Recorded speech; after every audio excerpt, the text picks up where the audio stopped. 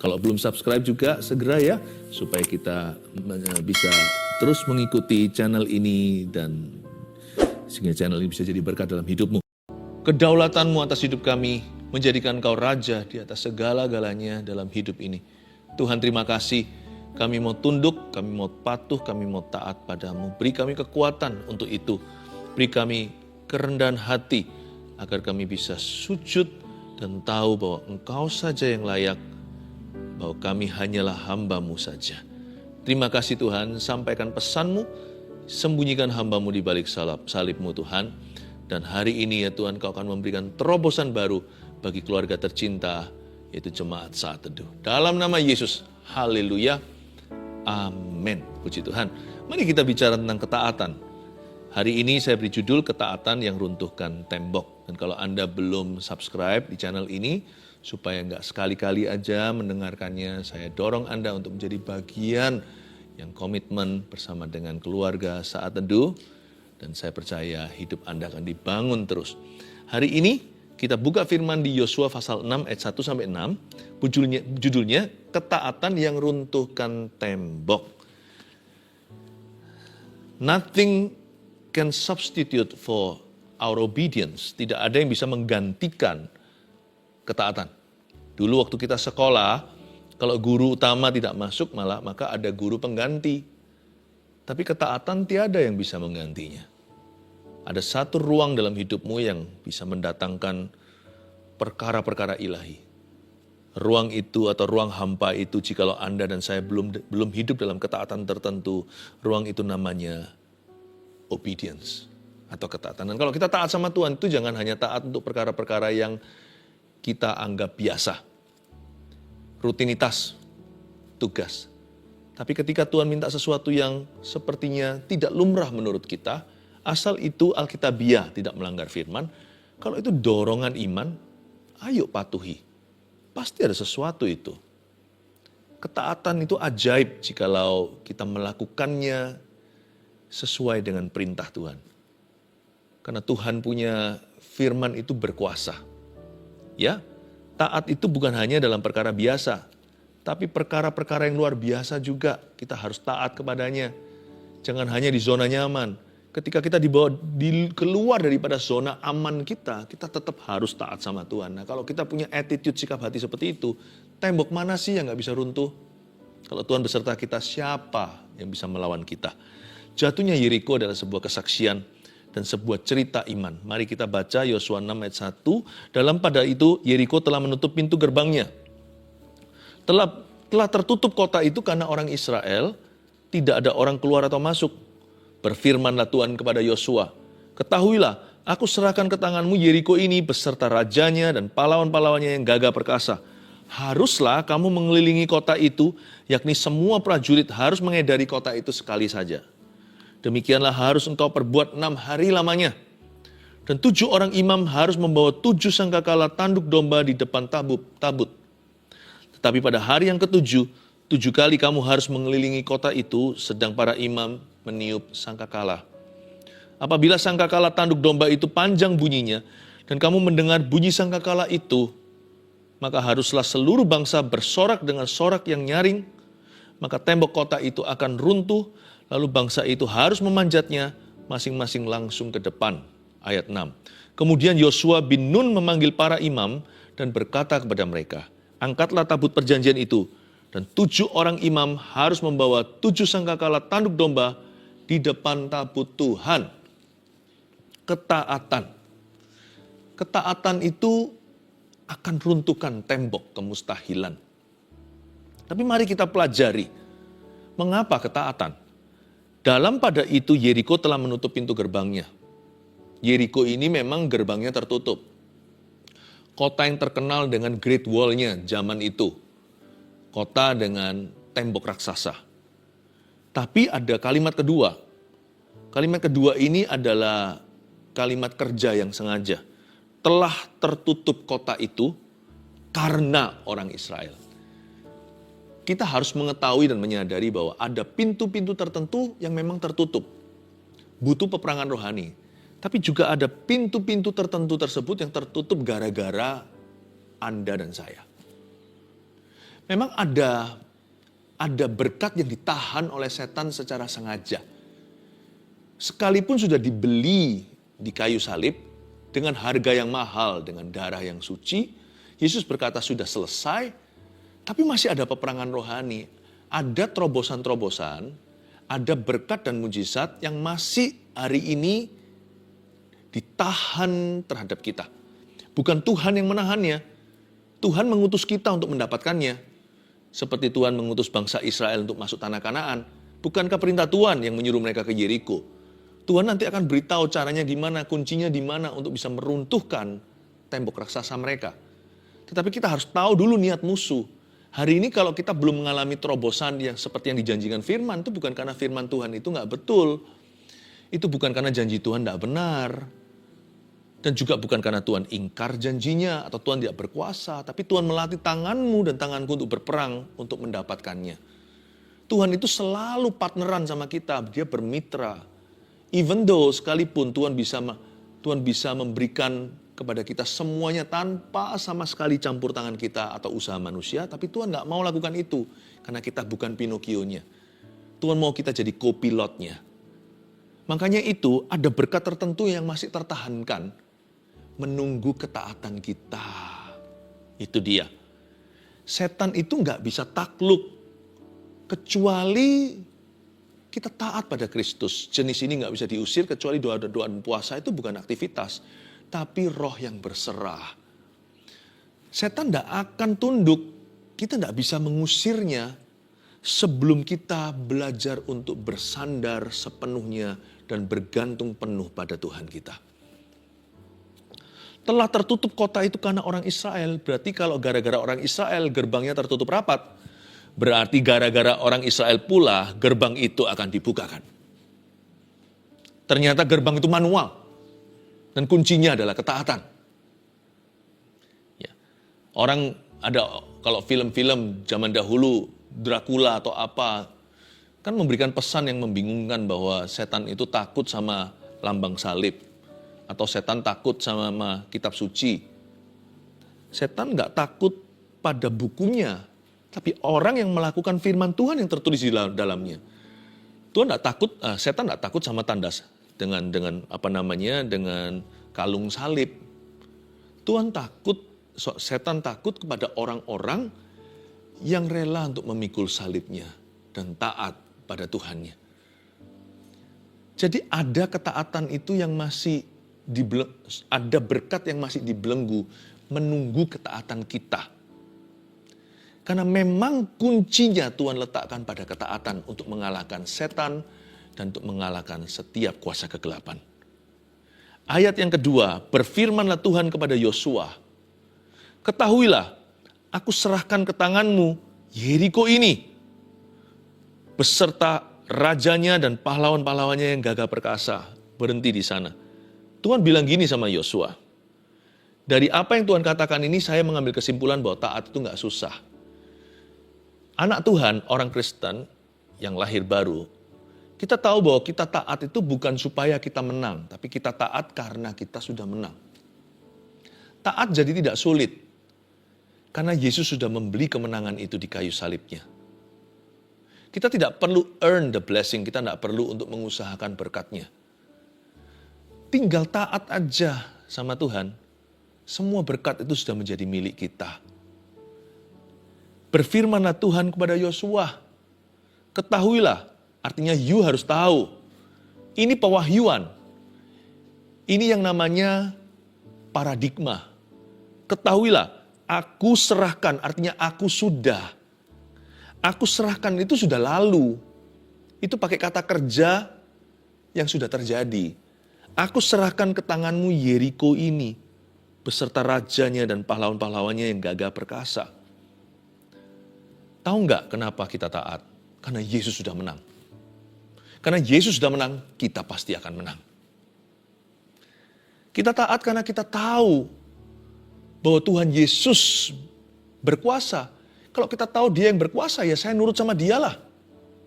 Kenapa saya harus nurut sama yang kalah? Roh jahat, roh dunia, kuasa kegelapan dan kedagingan, hawa nafsu dan dosa. Semua itu adalah produk-produk faulty, produk-produk salah, produk-produk kalah. Kalau saya mau melihat perkara-perkara Tuhan dalam hidup saya, kalau saya mau melihat hari-hari yang baik sesuai dengan rencana Allah, saya harus nurut kepada Sang Pemenang, Singa dari Yehuda, yang telah mengalahkan semua musuhnya. Waktu Tuhan bilang sama Yosua, ketahuilah aku serahkan ke tanganmu Yeriko ini lucu sekali. Ini ada sebuah pemikiran yang tidak biasa. Bagi Tuhan, peperangan itu sudah dimenangkan bahkan sebelum dimulai. Tuhan ngomong gini sama bangsa Israel, ketahuilah, kalian harus tahu ya, ini yang terjadi di dalam alam rohani. Aku itu sudah serahkan ke tanganmu, Yeriko ini. Jadi sebelum bangsa Israel maju berperang, itu pun mereka nggak berperang loh ya. Mereka itu meniup sangkakala, baris berbaris saja lalu runtuh sendiri tinggal menjarah. Bagi Tuhan, bagi bangsa Israel ini belum kejadian. Mereka masih looking forward to it. Mereka masih mengantisipasi apa yang akan segera terjadi. Mereka iman-imani. Bagi Tuhan, di dalam dunianya itu sudah kejadian, sudah keluaran. Perang itu sudah dimenangkan, musuh sudah dikalahkan, bahkan sebelum peperangan dimulai. Bahkan sebelum sangkakala pertama berbunyi. Sebelum tembok itu runtuh di mata Tuhan, di dalam dunia alam rohaninya, tembok itu sudah tiada. Kenapa tiada? Karena Tuhan sudah berfirman, Tuhan sudah memfirmankannya, bahwa tembok itu sudah runtuh di hadapanku. Tuhan sudah melihat masa depan, bahwa tembok itu akan diinjak oleh kaki bangsa Israel. Kaki-kakinya umat Tuhan itu akan memasuki reruntuhan itu dan menjarah kota Yeriko, kota ke-1 di Kanaan yang rubuh. Sekarang tinggal kita yang harus sepakat sama Tuhan atau Tuhan yang harus setuju sama kita. Jangan tarik Tuhan ke bawah kalau kita mau melihat perkara-perkaranya. Kita yang harus mau dibawa ke atas. You and I must agree with God. Kita harus setuju dengan Tuhan. Tuhan, sekalipun aku belum melihatnya, namun ku percaya ketika firman-Mu berkata, iman adalah segala sesuatu yang kita harapkan. Iman adalah bukti dari segala sesuatu yang belum kelihatan. Tuhan, sekalipun mataku belum melihatnya, namun aku percaya karena Engkau sudah berfirman tentangnya. Ketahuilah, aku serahkan ke tanganmu Yeriko ini. Luar biasa. Berarti perang sudah usai. Dari sisi Tuhan, udah kelar. Dari sisi kita aja yang masih was-wasan. Iman itu bukan iman imani. Iman itu melihat yang Tuhan lihat. Bahkan sebelum kita melihatnya di dalam kenyataan. Iman itu bukan pompa-pompa keyakinan. Iman itu sekedar agree atau setuju dengan Tuhan. Kalau Tuhan berkata, kamu sudah sembuh, sekalipun saya masih sakit, saya percaya Dia yang benar, saya yang salah. Minimal, realitas saya akan menyusul kebenarannya. Makanya itu Abraham ketika percaya, waktu dia mandul umur sudah hampir 100, mana bisa punya anak? Tuhan bilang, anakmu akan sebanyak pasir tepi pantai dan juga bintang di langit. Ketika Abraham percaya, maka Tuhan memperhitungkan kepercayaannya itu sebagai kebenarannya. Tuhan berkata, because you agree with me, you shall see. Karena kamu setuju dengan aku, kata Tuhan pada Abraham sahabatnya, engkau akan melihat kemuliaanku. Ketahuilah, aku serahkan ke tanganmu Yeriko ini, beserta rajanya dan pahlawan-pahlawannya yang gagah perkasa. Kok ngeri ya waktu saya baca begini, ini zaman perang. Coba kalau kita imajinasi. Ini rajanya disertai pahlawan-pahlawan yang gagah perkasa. Bangsa Israel itu apa? Orang-orang Yahudi yang keluar dari tanah perbudakan, mereka ini semuanya adalah slaves. Budak-budaknya Firaun. Sekalipun Yosua masuk 40 tahun kemudian setelah mereka keluar dari Mesir, ya, namun demikian tetap mereka tidak punya jam terbang yang cukup atau pelatihan khusus secara ketentaraan. Secara militer mereka tidak punya persiapan. Kenapa bangsa Israel langsung berperang, ketemu sama orang Yeriko yang temboknya raksasa, dan dalam kotanya penuh dengan pahlawan-pahlawan perang yang gagah perkasa. Jago-jago silat semua, dengan peralatan, dengan equipment. Zaman dulu purbakala sudah ada teknologi, dan waktu itu mereka tercanggih. Kenapa Tuhan tuntun mereka langsung kepada musuh yang kalibernya tinggi? Kenapa mereka langsung berhadapan dengan musuh yang paling berat? Inilah hikmat.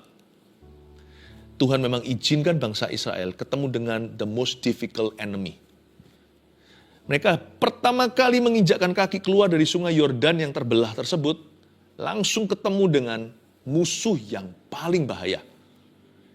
Seringkali problema yang kita rasakan menyengat jiwa kita, itu di awal-awal kita memasuki persoalan. Itu paling susah, paniknya tiada dua. Mengapa ya? Coba bayangkan, waktu kita ke dokter, lalu habis itu dokter memberitahukan diagnosanya, lalu divonis tertentu, itu seperti dipukul, kepala seperti dipukul sama besi. Ya, seluruh keluarga kehilangan damai sejahtera serentak. Ketika mengalami masalah dalam bisnis, lalu kebangkrutan atau kerugian yang tidak pernah terjadi di dalam sejarah karir Anda, itu bulan-bulan pertama beratnya minta ampun. Segala sesuatu di depan itu terasa, bukan karena persoalannya itu lebih gede di depan. Persoalan adalah persoalan, depan belakang sama. Tapi memang diizinkan waktu kita itu digocoh, diuji, waktu kita dicobai. Setan-setan paling kuat itu yang muncul dulu di ronde 1. Makanya itu, pertama kali kita handle problema, our first few steps or baby steps, atau langkah-langkah bayi kita, langkah-langkah perdana ketika memasuki sebuah tekanan, persoalan, tantangan, penting sekali, itu akan menentukan kemenangan. Makanya masuklah setiap persoalan dengan iman, masuklah setiap berkat kemenangan juga dengan iman. Jangan sampai nanti setelah menang seperti Elia, barusan dia mengalahkan Nabi Baal ratusan jumlahnya, lalu keesokan hari gara-gara Isabel mengancam nyawanya, langsung lari masuk ke gua. Apa-apa itu harus iman kita itu kencang dari depan. Dari depan itu persiapan. Waktu masuk persoalan, ataupun ketika kita mengalami kemenangan. Masuklah selalu dengan iman. Ini juga hikmat Tuhan. Mereka diizinkan untuk berantem dulu sama raksasa, nanti supaya belakang-belakang sisa kurcaci. Kita hadapin dulu dragonnya, ya. Kita hadapi yang namanya naga dan dinosaurusnya. Nanti ujung-ujung cuma tinggal ular atau ulat kecil saja. Makanya itu jangan sampai kecewa sama Tuhan ketika kita itu ditimpa persoalan. Salah, malah justru kita butuh Tuhan dari depan. Bangsa Israel ketemu Yeriko dulu. Nanti ronde 2 ketemu Ai. Tapi di sini dia mengalami kemenangan luar biasa karena Tuhan mau mengajarkan sesuatu bahwa ketaatan itulah yang memenangkan peperangan. Bukan gagah perkasa, koneksi mereka, kepandaian, fasilida, jual tampang.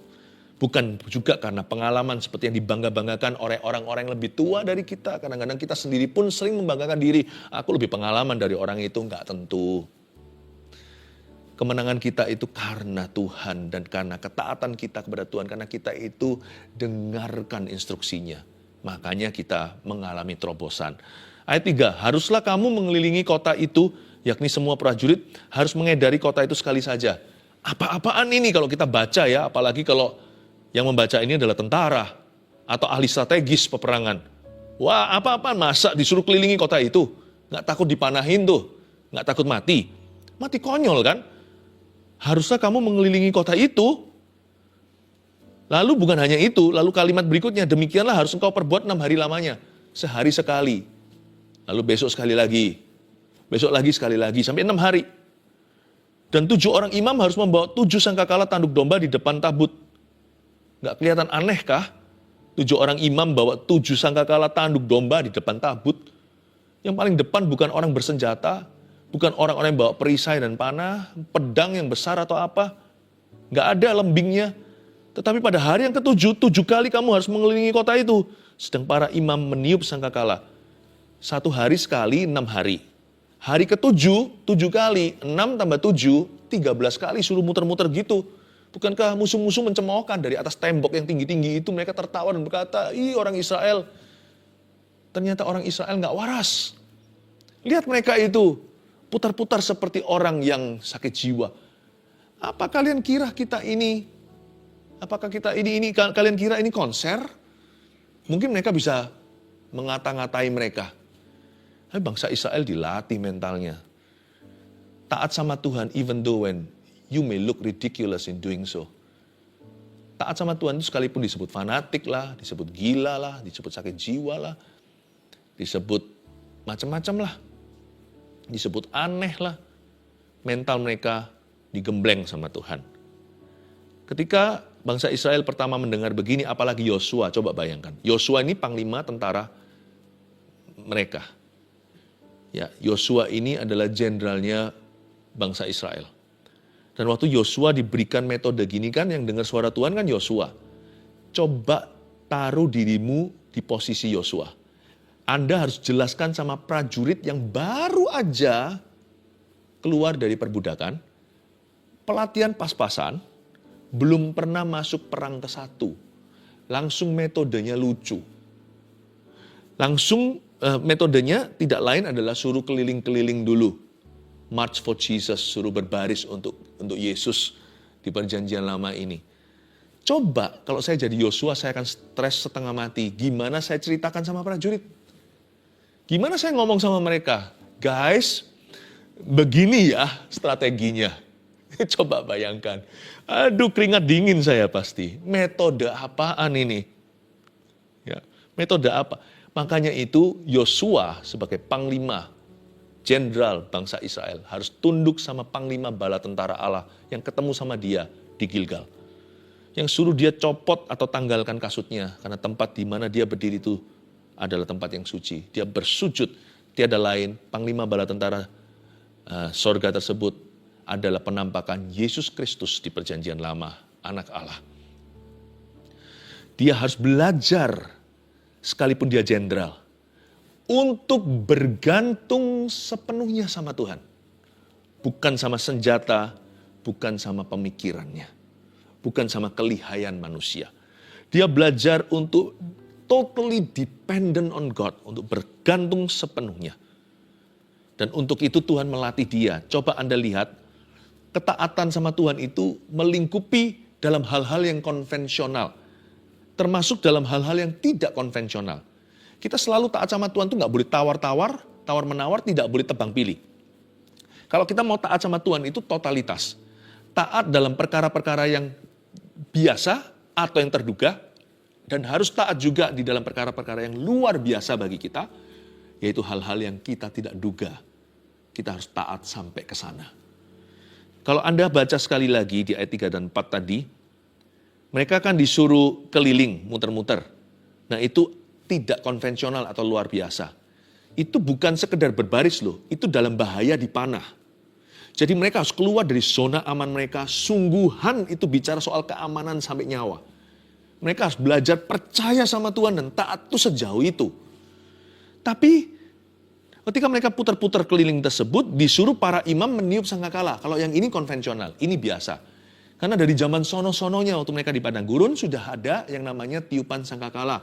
Ketika mereka mau bubarkan perkemahan untuk mereka kembali berjalan karena sudah mulai berjalan tiang api tiang awan, mereka tiup sangkakala. Jadi dalam perkara-perkara yang rutinitas, yang menjenuhkan, yang membosankan, perkara-perkara kecil dan sederhana, belajarlah taat. Jangan hanya maunya taat yang luar biasa, yang sensasional. Tapi ketaatan yang regularly, yang ordinary, ketaatan yang sehari-hari itu juga lakukan. Jangan pilih-pilih.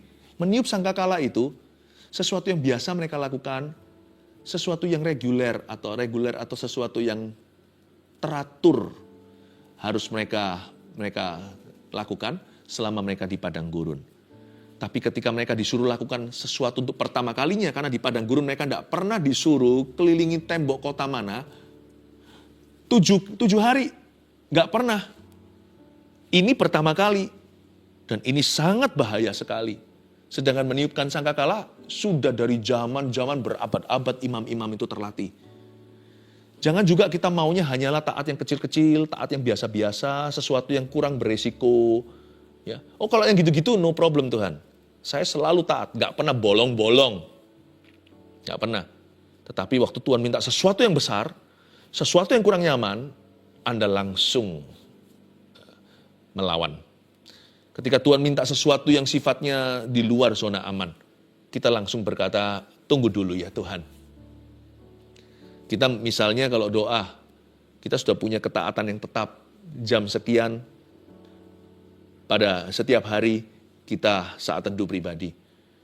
Tapi kadang-kadang ya, saya pun mengalaminya sebagai hamba Tuhan, saya dibangunkan di jam tertentu dan itu waktu saya tidur pulas, seluruh bumi bagian sebelah sini, di Asia semua tertidur pula, saya dibangunkan untuk syafaat untuk sesuatu, saya nggak boleh nawar, saya nggak berani langsung tidur, saya pasti akan berdoa dulu untuk itu.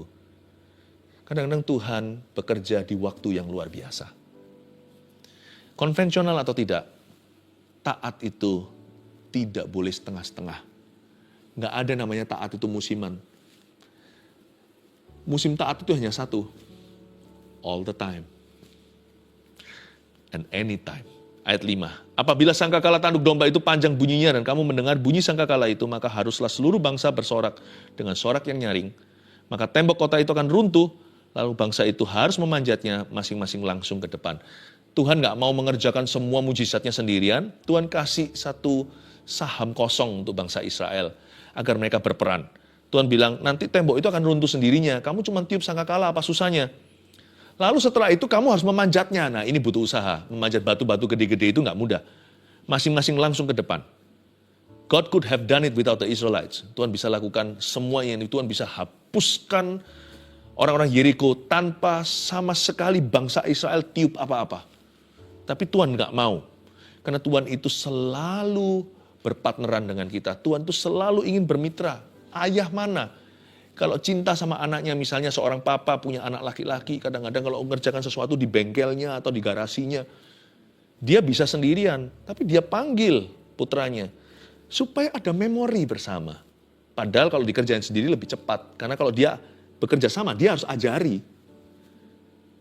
Tapi Tuhan gak mau kerjakan sendiri, karena dia adalah Bapa kita, dia bukan hanya jenderal, maunya cuma menang perang. Sudah menang kok. Dari sisi Tuhan tuh gak usah dibuat apa-apa. Tuhan kalau udah berfirman udah menang. Tapi Tuhan mau kita terlibat di dalamnya. Tuhan mau kita mewarisi apa yang dia miliki. Makanya dia berkata, kamu harus memanjatnya setelah tembok itu runtuh. Aku yang runtuhkan, bukan kamu. Tapi masing-masing harus langsung ke depan. Kemudian Yosua bin Nun memanggil para imam dan berkata kepada mereka, angkatlah tabut perjanjian itu. Dan 7 orang imam harus membawa 7 sangkakala tanduk domba di depan tabut Tuhan. Tuhan bilang, angkatlah tabut perjanjian. Lihat ya, Tuhan mau mereka fokus kepada hadirat Allah. Tabut perjanjian adalah tempat hadirat Tuhan di perjanjian lama. Tuhan mau bangsa Israel itu konsentrasikan pikiran dan hati mereka kepada Tuhan. Bukan kepada tantangan di depan. Tuhan tidak mau kita fokus pada berkat, atau pada persoalan. Tuhan mau kita selalu fokus pada tabut perjanjian, yaitu selalu fokus pada hadirat Tuhan. Yang penting Tuhan sertai, mau dibawa naik ke gunung boleh, ke lembah juga nggak apa-apa. Mau kemanapun asal Yesus beserta Immanuel, aku tidak takut dan tidak kekurangan apa-apa. Ada 3 poin tentang ketaatan yang Anda dan saya perlu catat. 1, ada pintu tertutup yang hanya bisa dibuka oleh ketaatan. Itu yang kita pelajari tadi nomor 1. Ya. Ada pintu tertentu misalnya pintu pengampunan dan damai sejahtera. Hati kita nggak akan pernah damai sampai kita taat mengampuni yang bersalah pada kita.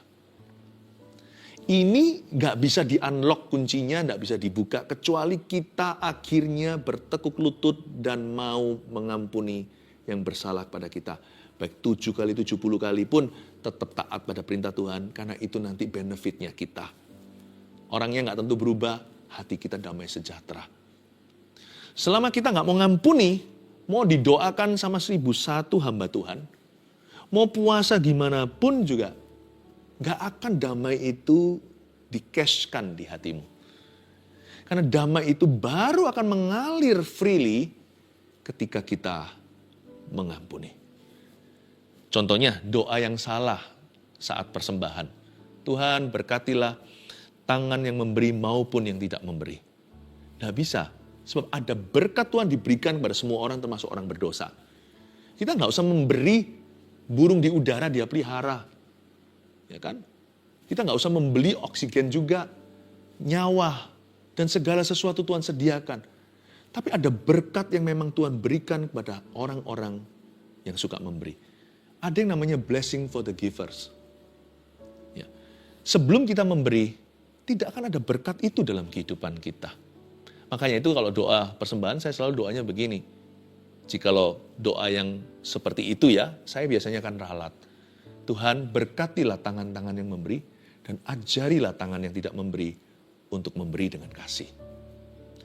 Ya. Doa makan yang salah juga seperti apa? Tuhan berkati, terima kasih untuk berkat makanan minuman ini, biar menjadi kekuatan kami secara jasmani maupun rohani. Nggak bisa, karena makanan itu setelah dimakan akan keluar ke jamban. Makanan hanyalah berkat jasmani, sucikan, kuduskan, berkati orang-orang yang melayani, dan berkati pembicaraan kami. Tapi makanan kita, makanan kita itu lauk pauk dan serta nasinya, rotinya, itu nggak bisa menjadi kekuatan rohani kita. Karena manusia, roh kita makan dari firman, bukan dari roti saja. Bukan dari roti seperti badan kita. Kadang-kadang kita salah kunci sih, makanya buka berkatnya juga nggak tepat. Ada pintu tertutup yang hanya bisa dibuka oleh ketaatan.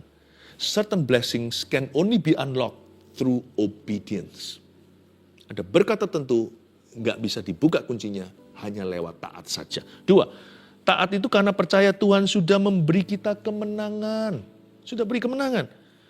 Itu tadi yang saya maksudkan, agreeing with God atau sepakat dengan Tuhan.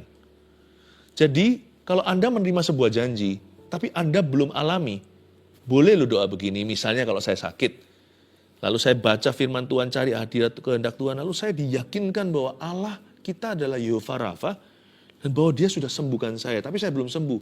Saya bisa mengakui gini, dalam nama Yesus, saya sudah sembuh. Tuhan sembuhkan saya, boleh kita mohon dan minta, tapi selalu saya akan tutup dengan iman sebelum berkata dalam nama Yesus, amin. Terima kasih Tuhan, Engkau sudah sembuhkan aku. Jangan mengeluh.